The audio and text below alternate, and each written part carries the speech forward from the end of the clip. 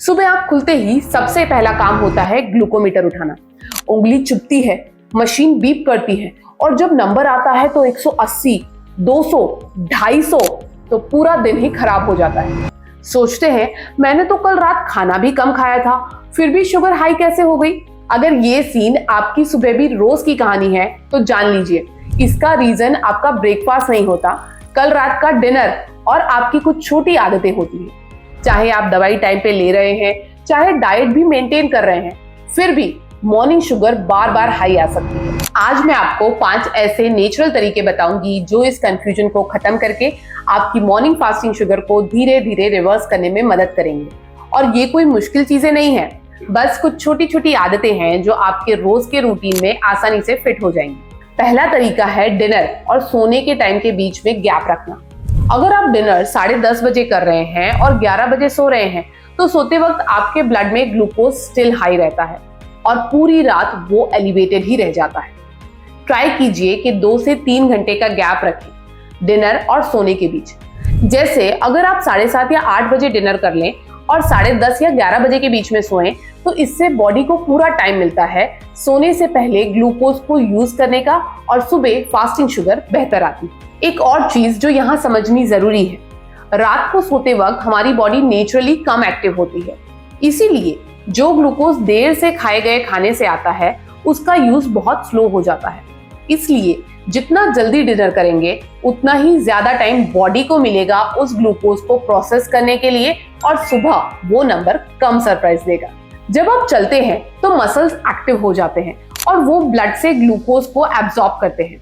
इससे जो पोस्ट मील sugar spike होता है वो कम हो जाता है और उसका direct effect overnight sugar levels पर भी पड़ता है। तो डिनर के बाद सोफे पे बैठने की बजाय एक हल्की सी स्ट्रॉल जरूर कीजिए। यहाँ एक बात ध्यान रखिए, ये वॉक हल्की और रिलैक्स होनी चाहिए, कोई तेज एक्सरसाइज या जॉगिंग नहीं।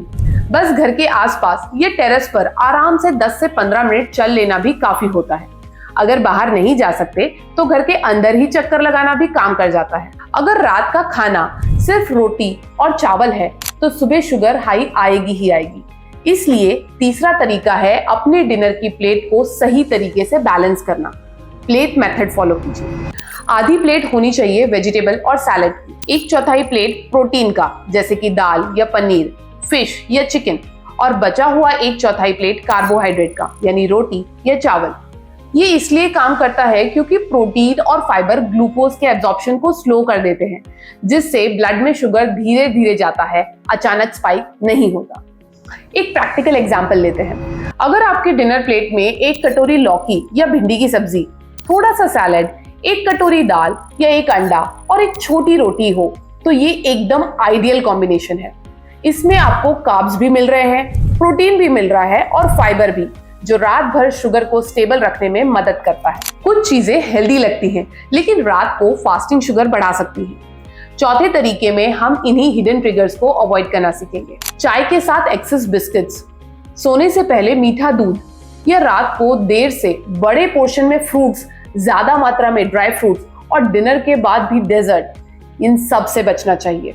ये छोटी छोटी चीजें लगती तो हार्मलेस हैं, लेकिन ये रात को छोटी छोटी ग्लूकोज स्पाइक्स क्रिएट करती हैं जो पूरी नींद के दौरान कंटिन्यू रहती है और सुबह फास्टिंग शुगर हाई दिखता है। इंटरेस्टिंग बात यह है कि दिन में यही चीजें खाने पे बॉडी इन्हें अच्छे से हैंडल कर लेती है क्योंकि हम एक्टिव होते हैं और इंसुलिन भी ज्यादा इफेक्टिवली काम करता है। लेकिन रात को सोने से पहले बॉडी का मेटाबॉलिज्म नेचुरली स्लो हो जाता है, इसीलिए वही बिस्किट या वही फ्रूट पोर्शन जो दोपहर में ठीक था रात को ज्यादा असर दिखा सकता है। इसलिए अगर कुछ मीठा खाने का मन करे तो उसे दिन के पहले हाफ में ही लिमिट रखने की कोशिश कीजिए।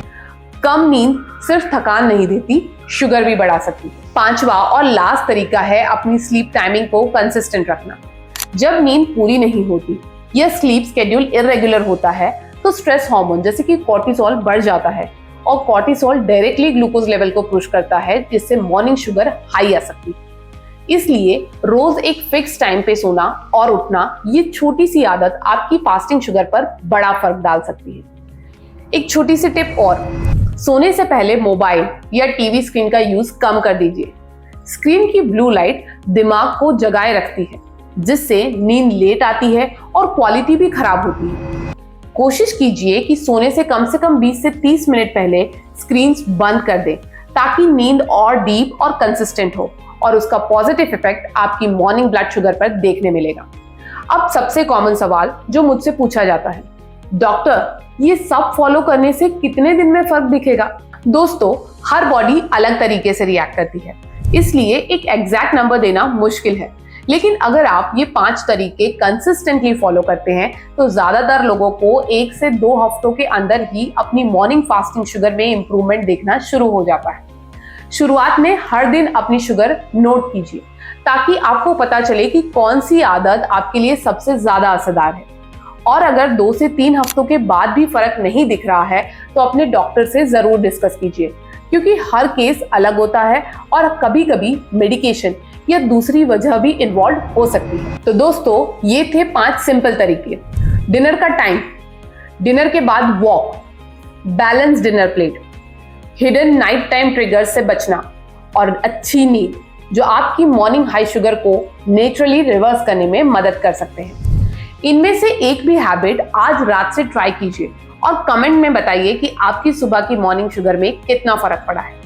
वीडियो पसंद आई हो तो लाइक कीजिए और चैनल को सब्सक्राइब कीजिए ताकि ऐसी और हेल्पफुल वीडियोस आप तक पहुंचती रहे। मैं हूं डॉक्टर प्रतिष्ठा श्रीवास्तव और मिलते हैं नेक्स्ट वीडियो में।